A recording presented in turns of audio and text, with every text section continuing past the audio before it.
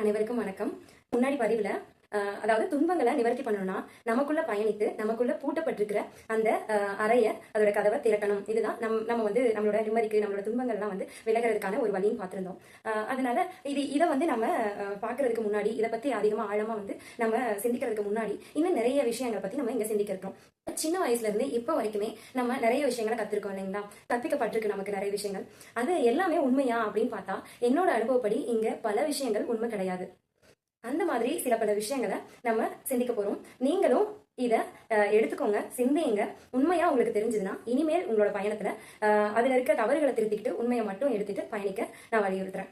இப்போ இன்னைக்கு எடுத்துக்கக்கூடிய ஒரு விஷயம் என்னன்னா, எண்ணம் போல் வாழ்க்கை அப்படின்னு சொல்லுவாங்க இல்லைங்களா? எண்ணம் போல் வாழ்க்கை. நீங்க ஒரு டைம் சொல்லி பாருங்க, இதை ஆழமா யோசிச்சு பாருங்க. எண்ணம் போல் வாழ்க்கை இல்லைங்களா?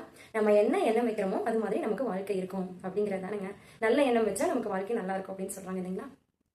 ஆனா வாழ்க்கைக்கு மட்டும்தான் நம்ம எண்ணம் வைக்கணுமா? வாழ்க்கை அதாவது நம்ம வாழ்றதுக்கு மட்டும்தான் எண்ணம் வைக்கணுமா? ஆனா நம்ம சாகிறதுக்கும் எண்ணம் வைக்கிறோமே. இறப்பு இருக்கு அப்படின்னு நம்ம எண்ணம் வச்சிருக்கோமா இல்லையா? நம்ம கண்டிப்பா இறந்துதான் போவோம், நம்ம கண்டிப்பா சாகத்தான் போறோம் அப்படின்ற எண்ணம் எல்லாத்துக்குமே இருக்கு. ஏன் வந்து இறவாமல் வாழ முடியாதா? யாருமே இந்த என்ன சொல்றதுன்னா இந்த சங்கிலி தொடரா வந்து இது போய்கிட்டே இருக்கு. ஒரு ஆட்டு மந்தை மாதிரி ஒருத்தர் பின்னாடி ஒருத்தர் நம்ம போய்கிட்டே பயணிச்சுட்டே போறோம். இந்த இறப்பை தடுக்க முடியாதா? இது ஏன் யாருமே நம்ம யோசிக்கல? இப்போ முதல்ல ஒரு மின்சார விளக்க கண்டறிகிற வரைக்கும் யாருக்குமே மின்சார விளக்கு இருக்குன்றது தெரியாது இல்லைங்களா? முதல்ல ஒரு எவரெஸ்ட் சிகரத்துல ஒருத்தர் வந்து பயணிச்சு அதுல ஏறி சாதிக்கிற வரைக்கும் யாராலையும் அதுல ஏற முடியும்ன்ற யாருக்கும் நம்பிக்கை வந்திருக்காது, யாருக்கும் தெரியாம போயிருக்கும். இதே மாதிரி இங்க ஒவ்வொரு விஷயங்களும் முதல்ல உருவாகாம போயிருந்தா இங்க அதை பத்தின ஒரு விழிப்புணர்வோ நம்பிக்கையோ வந்திருக்காது இல்லைங்களா? அதே மாதிரிதான் இங்க எல்லாருமே வந்து சாகணுன்ற நோக்கத்துல தான் இருக்கும். அது முக்கியமா வந்து என்னன்னா கண்டிப்பா இப்பத்த காலகட்டத்துக்கு எல்லாருமே நம்ம சீக்கிரமாவே நமக்கு வாழ்நாள் குறைஞ்சிருச்சு, நம்மளோட இறப்பு சீக்கிரமா இருக்கும் அப்படின்ற மாதிரி ஒரு கண்ணோட்டத்துல தான் நம்ம எல்லாரும் பயணிக்கிறோம். நம்மளோட எண்ணம் எப்படி இருக்கு? அப்போ காப்பீடு எதுக்கு பண்றோம்? அப்போ நம்மளோட எதிர்காலத்தை பத்தின பயங்கரமான பயம் நமக்கு கண்டிப்பா இருக்கு. பயம் பூஜ்யமாகணும்.